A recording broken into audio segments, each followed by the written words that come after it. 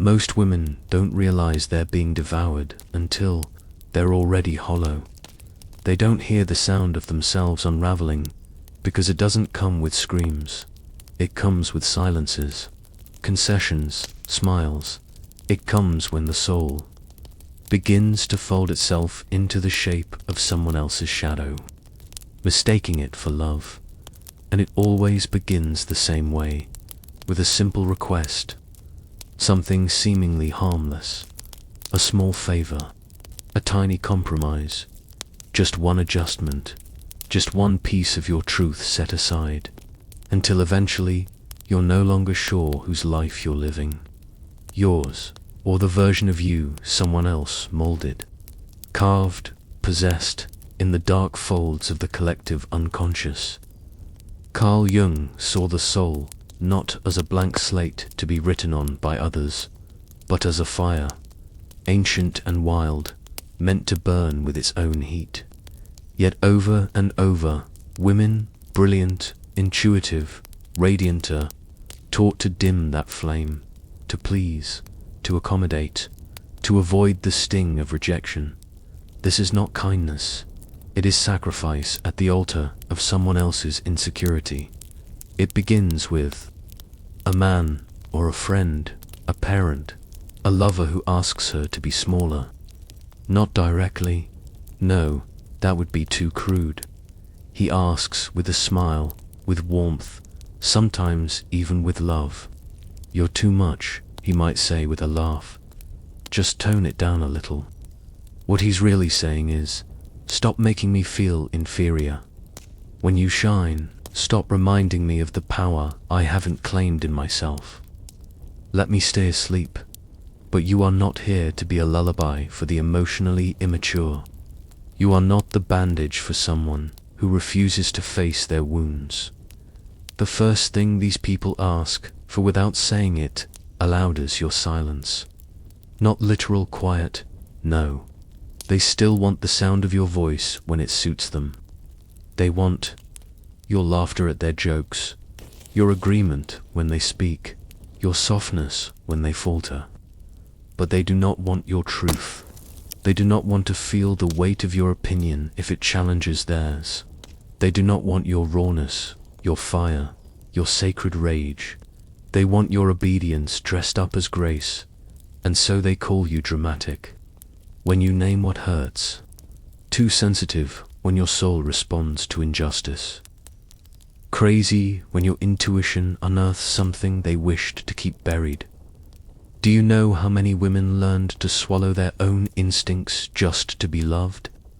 But the woman who silences herself to preserve a connection is not love, she is used, and in that silence she begins to dissolve. Her animus, the masculine inner force meant to protect and direct her, goes dormant. Her dreams begin to shrivel, her edges blur. She forgets the shape of her sacred no. And then the second request slips in like a whispered curse. Make me the center of your world. Ah, this one is sweet at first. It masquerades as romance, as passion. You complete me, he says. But the truth is more sinister. He does not want to meet her as an equal. He wants to be fed, to feed on her time, her attention, her energy. He asks her to orbit him, to lose herself in the gravity of his needs. And she, conditioned by centuries of ancestral longing, often agrees, because most women are taught to equate sacrifice with love. She cancels her plans. She stops seeing her friends. She skips the rituals that connect her to herself, her morning walks, her journaling, her sacred solitude. Her world becomes narrower, tighter, spun around the axis of one person's expectations. And here lies the Jungian tragedy. The woman, no longer guided by herself, the deep, eternal archetype of wholeness, begins to live from the persona, the mask, the agreeable girlfriend, the accommodating daughter, the ever-smiling employee. She becomes everything to everyone, except herself. and she will feel the emptiness. Oh, she will feel it. Not right away, but in quiet moments. In the shower, the car, the nights she can't sleep. Her body will whisper what her mouth cannot say. The fatigue, the anxiety, the fog. Because the soul does not lie, and the body is the soul's final messenger. She'll start to notice she doesn't laugh the same. Her creativity dries up. Her thoughts feel dull. Her joy becomes borrowed. And still, he will say, "You've changed." As if she wasn't changing just to stay loved by him. As if she wasn't erasing herself to be digestible. But you, yes, you must remember this. The fire in you is not a flaw. It is not too much. It is the mark of your soul trying to remember itself. And anyone who asks you to dim it is not your soulmate. They are your test, your mirror, your invitation to rise. He will not say it outright, but the third thing he demands is your guilt. Not accountability, not growth. Guilt. The kind that coils around your spine like a serpent, whispering, "You are the problem." This type of man or woman or family member feeds on your self-doubt. They cannot handle the weight of their own shadow, so they cast it onto you. Projection, as Jung taught us, is the most primitive form of emotional defense, and the insecure will project relentlessly. They will take their shame and plant it in your psyche like a parasite, until you believe that their discomfort is your responsibility to fix. You'll start apologizing for things that aren't yours to carry.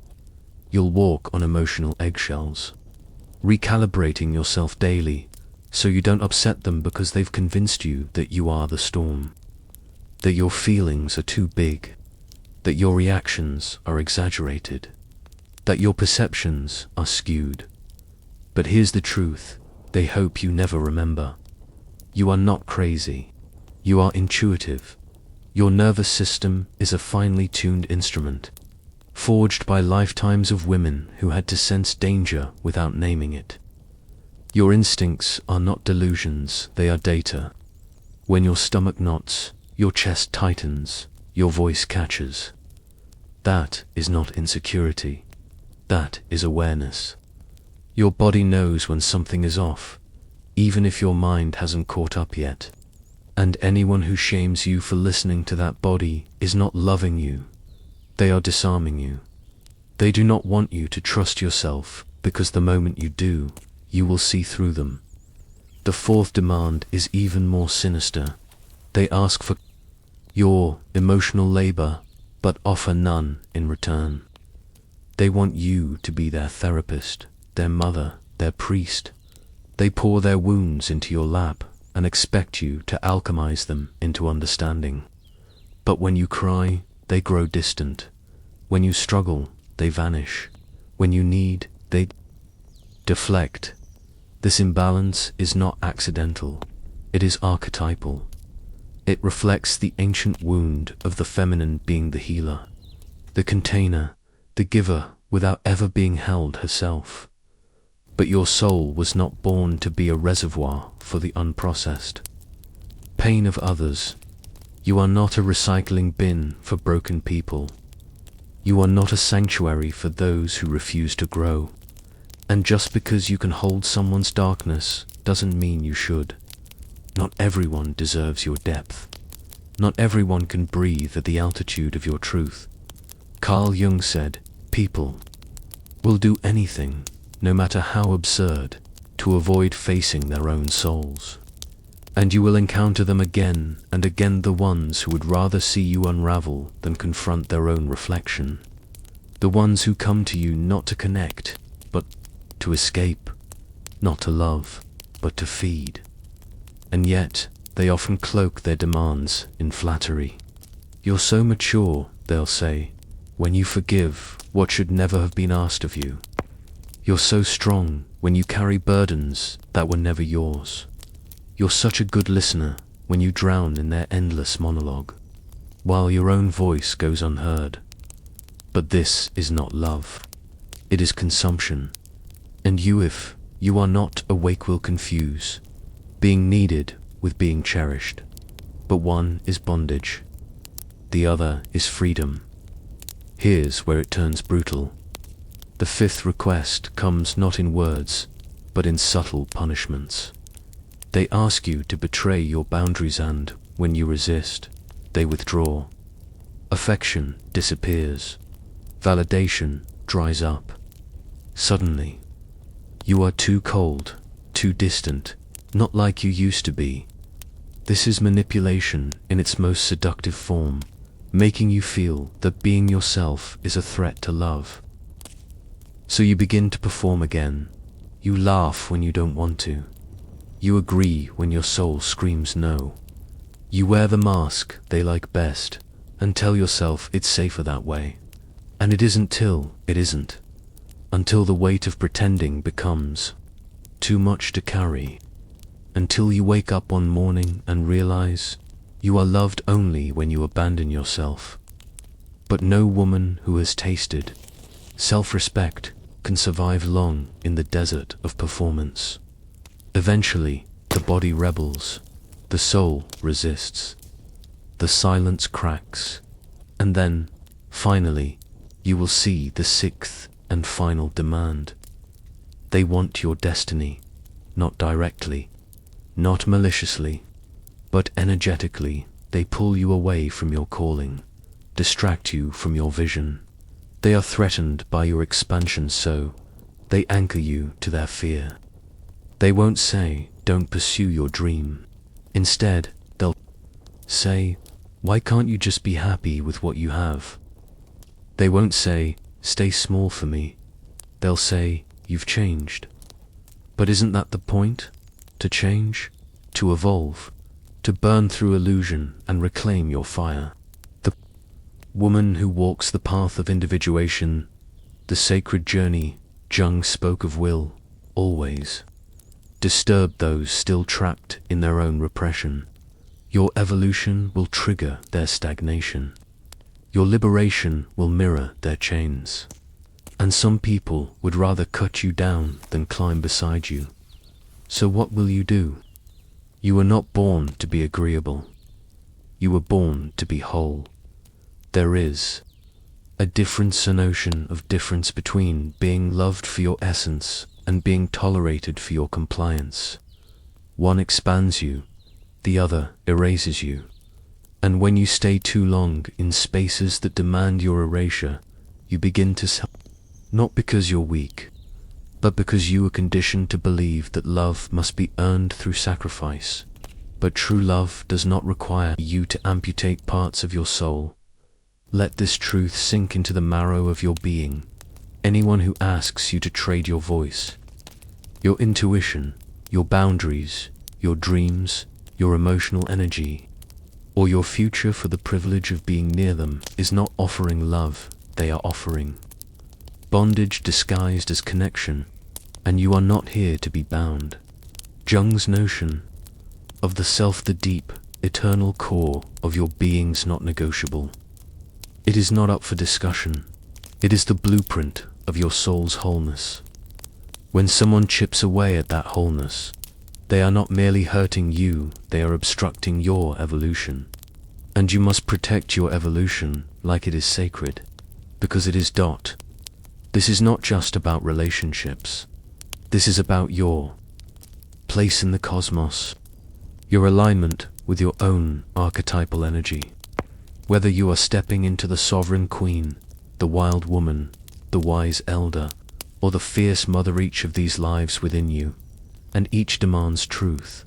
When you deny your truth to preserve false peace, you fall out of rhythm with your archetypal power. You step away from the throne of your own psyche. And then you wonder why you feel so lost, so tired, so angry without knowing why. Because the soul does not negotiate. It remembers who you were before you learned to please, before you learned to shrink, before the world taught you that your body was too much, your truth too loud, your dreams too big. And the soul, unlike the ego, never forgets. It waits, it watches. And eventually, when the silence becomes unbearable, it will rise. Perhaps that's where you are now, on the edge, between who you were taught to be and who you actually are. Between the girl who kept quiet to be safe and the woman who's tired of swallowing her voice. Between the comfort of false belonging and the terrifying beauty of standing alone. That edge is sacred because it is here, and only here, that transformation begins. Let this be your reckoning, your threshold, your return. You may feel grief. You may mourn the people you must leave behind. But do not mistake grief for wrongness. The soul grieves what it has outgrown. The ego clings. The soul sheds. And yes, shedding will hurt, because every identity you let go of was built to protect you. Every mask you wore was, at one point, necessary.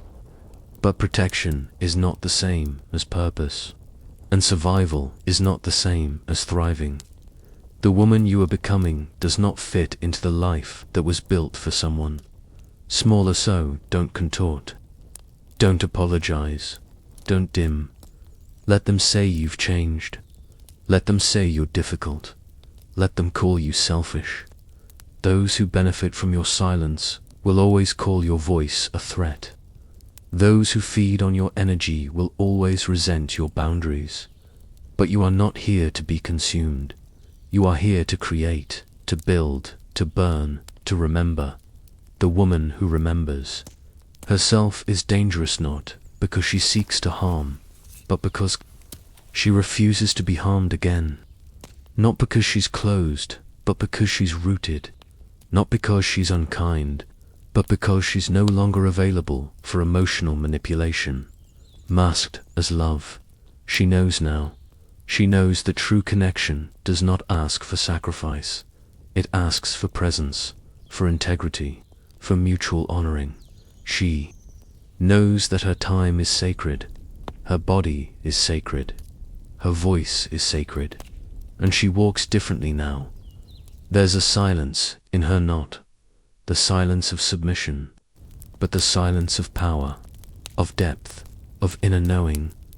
She is no longer performative. She is no longer afraid. She is no longer asking for permission. Because she has remembered, the only one who can give her the life she deserves is the version of her who stops settling. The version who walks away from people who ask for things that diminish her. The version who no longer waits to be chosen because she chooses. There is a moment in every awakened woman's life when she stops asking, will they stay? And starts asking, what part of myself would I have to betray to keep them? That is the birth of sovereignty. That is the crucible of becoming. No fireworks, no applause, just a quiet, devastating clarity that blooms in the middle of the night often, after one too many compromises, one too many tears shed in silence, one too many moments of being told that her needs are too inconvenient, her emotions too inconvenient, her existence too inconvenient. And in that moment, she doesn't scream. She doesn't beg. She doesn't try to prove her worth one more time. She just steps back, steps out, steps into the trembling unknown of her own self. Because the truth is this: the woman who walks the path of individuation, the sacred path, Jung wrote of, is not concerned with being easy to love. She is concerned with being true. And truth is not always easy. It is sharp. It slices through illusion. It does not flatter. It does not bend it. It liberates. So when she finally walks away from the ones who asked too much and gave too little, she does not do it in hatred. She does it in devotion to herself. She does it because she has finally come to understand that her energy is holy. Her presence is rare, and her body is not a battlefield for other people's unhealed wounds. She is no longer the girl who confuses loyalty with imprisonment. She is the woman who understands that detachment is not coldness, it is clarity, that love is not measured by how much pain you can endure in silence, that staying is not always a virtue, and leaving is not always a sin, that the ones who truly see her will never ask her to fragment herself, to make them comfortable. They will not fear her fire, they will honor it, and when they do, when she finds those rare souls who recognize her, without needing to diminish her, they will not ask her to explain her wounds before offering love. They will not ask her to dim before stepping into her light. They will not mistake her solitude for brokenness, because the empowered woman is not alone because she cannot be loved. She is alone because she will not be misloved again. She has grieved, she has bled, she has held her own heart through nights that would have shattered others. She has rewritten her story, one page at a time, in the ink of her own becoming, and now finally she is free, not just from others, but from the old self who needed their approval, from the inner child who thought love meant performance, from the cultural scripts that taught her that worthiness was earned through erasure. She knows now she was never too much. She was just in the wrong rooms. She was never asking for too much. She was just asking the wrong people, and now she asks no more. She chooses. The world will not always understand her, but that is no longer her concern. She is no longer here to be palatable. She is here to be powerful. So she builds a life on begging, not on bending, not on the brittle foundations of external validation, but on the deep, immovable bedrock of her own self-worth. And in that life, there is room for love, but only the kind that nourishes, never the kind that starves. There is room for intimacy, but never at the cost of authenticity. There is room for connection, but not for collapse. And above all, there is room for her, her voice, her truth, her full unapologetic presence, because now she knows. The woman who knows her worth doesn't chase, she chooses.